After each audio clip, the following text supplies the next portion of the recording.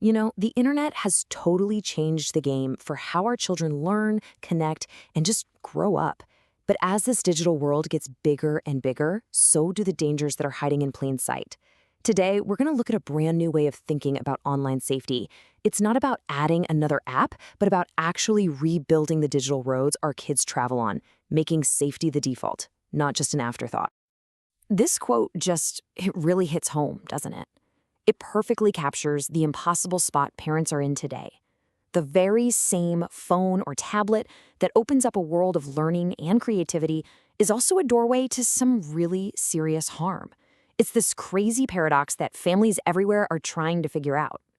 I mean, it's pretty wild to think about how much the internet has changed. For a lot of us, it started out as this exciting, kind of contained playground. But today, it's a massive, sprawling, global space with very few rules. We've basically gone from a little sandbox to a wild, unfiltered universe, and our safety rules just haven't caught up. Not even close. Okay, so let's really get into what this digital danger zone looks like, because to really get why this new idea is so important, you first have to understand just how bad the problem has gotten. 35 million. Just let that number sink in. That's huge. And that's not a worldwide number. That's how many kids are online in just one country, Nigeria.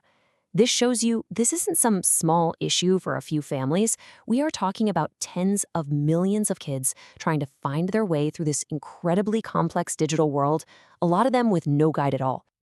And here's the part that really gets me. Think about when this all starts.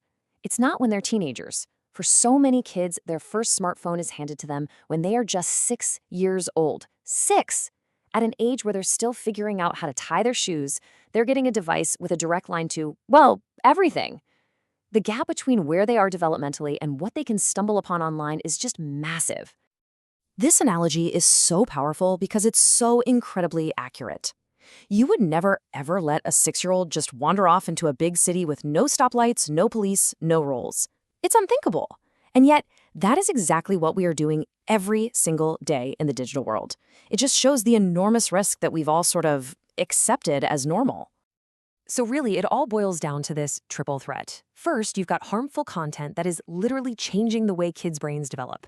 Second, parents are just overwhelmed. The technology and the apps change way too fast to keep up.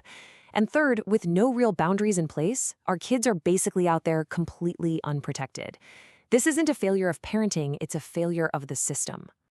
But what if we could build those boundaries, those traffic lights and rules, right into the network itself? And that brings us to the solution on the table, a new safety standard called NSFC, which is designed to fix this problem from the ground up. So what is an NSFC? Well, it stands for Not Safe for Children. But the most important thing to understand is that this is not another parental control app you have to download and mess with. The whole point is that it's a new safety standard that's built right into the internet's plumbing. It's a foundational layer of protection that's just on by default. So how's it work? It's basically a 4-part plan. First, there's an AI safety bubble that acts like a super smart filter, automatically blocking harmful stuff before it even has a chance to load. Second, and this is key, this protection isn't an app, it's baked right into the SIM card by the telecom company, so it's always on.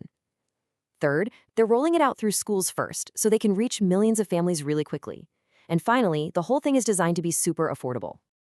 And when I say affordable, I mean really affordable. We're talking about roughly $2 for an entire year of protection. This is so critical because it means safety isn't a luxury anymore. A child's protection online won't depend on how much money their family makes. It becomes something that's accessible to everyone. Now, this whole initiative is starting in Nigeria, but the vision is so much bigger. It's global. So let's talk about why this idea could actually be the blueprint for keeping kids safe online everywhere. I mean, it's really that simple, isn't it? The internet has no borders. The kind of dangers that kid in Lagos faces are pretty much the same dangers a kid in London or Lima or Los Angeles is facing. The problem is universal, and that means the solution has to be universal too. Let me put it this way. We don't think of seatbelts in cars or vaccines for children as optional extras, right? They're universal safety standards that we all just accept as essential. The goal here is to make a digital safety standard like NSFC just as basic, just as fundamental. It's meant to be the seatbelt for the digital superhighway. Look, a big vision is great, but it doesn't mean anything without a concrete plan to make it happen. So, to wrap this up, let's look at the actual targets they've set to turn this idea into a reality. The roadmap here is both aggressive and super clear. The first big goal, get 5 million of these protected SIMs out to kids within the first year, all while making the AI filter even smarter. From there, it's about scaling up with telecom partners across Africa. And then the ultimate goal, to make NSFC the new global benchmark for what online safety should be. And so in the end, it really all comes down to this one fundamental question. The internet's growth? That's not stopping. That's a given. The real question is for us. Are we as a society going to be responsible enough to build the protections that the next generation so desperately needs? It's a challenge that demands a real answer, and more than that, it demands action.